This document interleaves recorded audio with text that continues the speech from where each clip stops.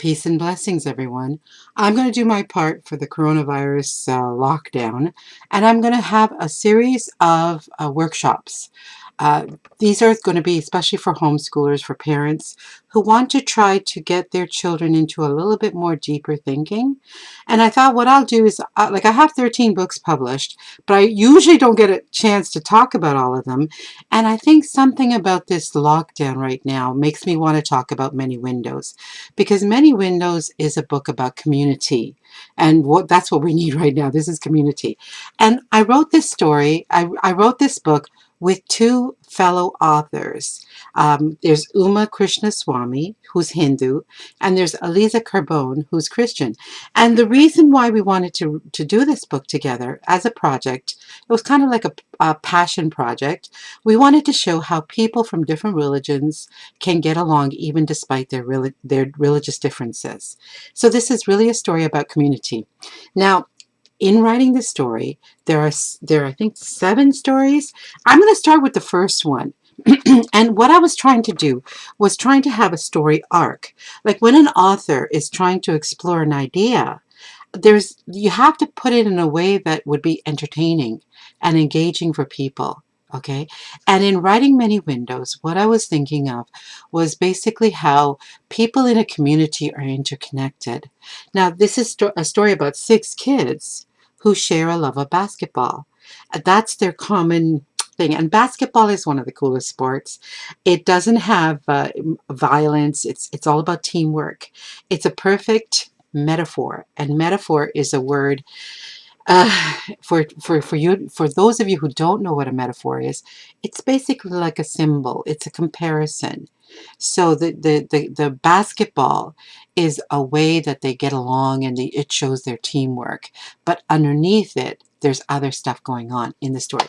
So what I decided to do was start the story with a boy who is not very cooperative. His name is TJ. Now, the story is called Many Windows, 6 kids, 5 faiths, 1 community. And we have, it's a kind of an odd arrangement, because we have stories, individual stories, and then we have nonfiction pieces about each of the religious celebrations that the kids are involved in. And I'm going to start with the first story, TJ, New Kid in Town. Now, I wrote this story. And it's about a boy who's a little bit of a bully. Okay, he's a bit of a bully. He's got bullying tendencies, and he's come into this very ideal community. And this is a community where everybody actually respects each other and gets along. Now, TJ, New Kid in Town. What does she mean, a no put down zone? I see rows and rows of eager faces. What? They're okay with this? I'm going to hate it here. I slide into a chair and slump into place. I miss my old home. I miss Tom and Rudy. Why'd we have to move here anyway? Mrs. Williams calls out to me. Travis Jr., please sit up. Instantly, I'm alert. It's TJ, I mutter. Some kids behind me snicker. I look to see who's laughing at me without letting on that I care. 2 scrawny-necked kids. I'll get them later. You bet they'll be sorry. A no put-down zone? Yeah, right. I hunch down even lower in my desk, letting my legs sprawl under the chair of the skinny Indian girl in front of me. Now, this Indian girl in front of him is going to be featured in another story. Mrs. Williams comes down the aisle toward me. I'm ready for her. Travis Jr., did you hear me? They call me TJ. Excuse me? What did you say? Is she deaf? But I'm not playing her game. The class gets really quiet. They're all hearing me now. I say low as before. They call me TJ. I don't answer to anything else. I may be sprawled out, but I'm good and ready. What's she going to do now? Mrs. Williams raises an eyebrow. Really? They never told me that at the office. I'll make a note of it right here. She scribbles on her clipboard. Then she looks up at me and smiles. Okay, TJ, could you please sit up now? All the kids are looking at me now, especially the girl in front, like I'm the one being unreasonable. And the teacher's just standing there with that phony smile on her face, waiting.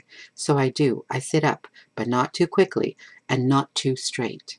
Mrs. Williams nods to herself and goes back to the chalkboard. When her back is turned, I get comfortable again.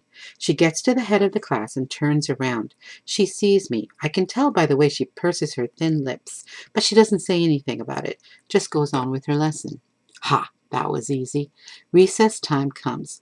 We're dismissed, but she calls me back before I can escape through the door. She's sitting on her desk, swinging a leg back and forth. TJ, we need to talk. I mutter under my breath, hoping she'll see I'm mad, but wanting to get out the door too. The clock is ticking. My recess is going. She'd better make it fast. She's so quiet that I finally have to look at her, and as soon as I do, she says, TJ, I really want our tolerance policy to work in this class. I want this to be a safe learning environment for everyone in here, and I'm going to need your help. Who, me? She jumps off the desk and goes to the board, pointing at the corner with the rules. I really need you to respect these, especially this one here. She points to the line that says, students are entitled to their personal space and must respect the space of others. If you cooperate with the rest of us, this school year can be a wonderful and rewarding experience for you. And part of cooperating means respecting the personal space of everyone around you. Is that something you can live with? Something I can live with? She's asking me like I've got a choice. Is she for real? It's quiet. The clock is ticking away my recess. It's the only sound in the room. She's watching me, her eyes steady. I guess she's waiting for me to say I'll agree to her stupid rules. Tick, tick goes the clock. So I finally mumble, okay. She nods. Good. Then you can go to recess. And she's smiling like everything's going to be all right. I explore the school grounds. Maybe this place isn't that bad. There's no one I couldn't take if I had to. I'll show them. Just because I'm the new kid, I won't be pushed around. By the basketball court, there are some kids from my class. There's that girl, Stephanie. Then there's Deepa, the one whose personal space I was getting into, and another one, her friend, and then two boys. Are they all friends? They're playing 2-on-3. Deepa comes charging down toward the key, dribbling the ball expertly. There are two guards, one of the boys and a girl. They're double teaming her. She says, Stephanie, heads up. Stephanie runs past the two guards, catches Deepa's pass, and in one motion launches it toward the basket. Swish! Not bad. They're all high-fiving each other. Then I see those scrawny necks who laughed when the teacher said my name. Even while they're staring at me, the taller one elbows the other. Travis Jr., he says, and they both snicker. I walk right up to them. The taller one doesn't even come up to my nose. What was that, I say? He's not snickering anymore. I give him a shove. It's not even that hard, but he goes sprawling. Is his nose bleeding? Too bad. His friend doesn't even help him. He just stands there staring at me. I tell him, come on, say it again. I dare you. He doesn't even run away. This is too easy.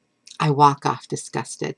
The bell rings just then, back to class. But halfway through math, there's trouble. I'm called down to the office. One of the scrawny neck kids is there, of course. He's sitting in the office, his nose all red from crying. I look right through him. Mr. Conroy, the principal, yells at me. Then he calls Mrs. Williams down. For some reason, I feel weird in my stomach. I don't know why. When Mrs. Williams walks in, I'm standing before I know it. Why didn't I stay seated? I don't care what she thinks. She's just like all the others. She says, TJ, I'm surprised at you. I thought we had an understanding. I wish she'd yell. It would make it easier. I mutter, you're the one who broke it first. She frowns and bends closer. Excuse me? What did you say? So I say it again. She shakes her head. I'm really sorry, TJ, but I just can't hear you. You're going to have to speak louder. You're the one who broke it first. She is quiet for a moment. Mr. Conroy looks like he wants to yell at me again. I wish he would, but Mrs. Williams is in charge right now. She says, broke what? When? Doesn't she get it? She really looks puzzled. She says, I don't know what you're talking about. Your stupid rules. I can feel my voice sink into nothing. Please, TJ, she says, you need to speak up. I can't help you if I can't hear you. Fine. Your rules said no put-downs, but those shrimps, they laughed when you said my name, and you didn't even stop them. It's TJ, okay? TJ, there, it's out. Now what's she going to do about it? For a moment, she just looks shocked. Then she looks at me like she's trying to read me through. You're right, TJ. That was unacceptable. What? The principal looks as surprised as I am. Mrs. Williams turns to him and says, thank you very much, Mr. Conroy. I can handle it from here. I'll just take both of them back to my class now. He says, are you sure? Mrs. Williams nods and opens the door for me. I shuffle through it, not too fast. I'm in no hurry. The kid jumps to his feet. Mrs. Williams nods at him, and we both follow her back to class. The kid sticks close to Mrs. Williams. Every once in a while, he glances back at me, shuffling along behind them. When we get into the classroom, the kid goes to sit down, but Mrs. Williams puts a hand out to stop him.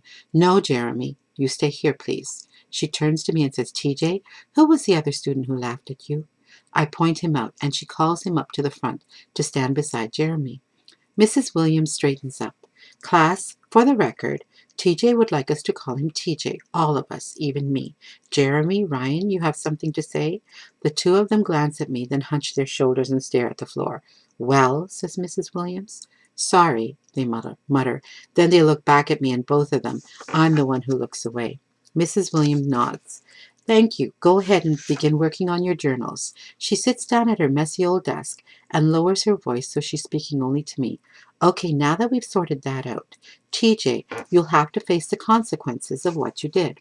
She goes on for a while about how unacceptable my actions were, but I'm only half listening. She made them apologize to me. At the end of it, she says, you'll stay in detention after school with me for a whole week. We'll have lots to do, including some writing. I gape at her. She prints something on a card and pushes it at me. It has one word written on it, community. I stare. What am I supposed to do with this?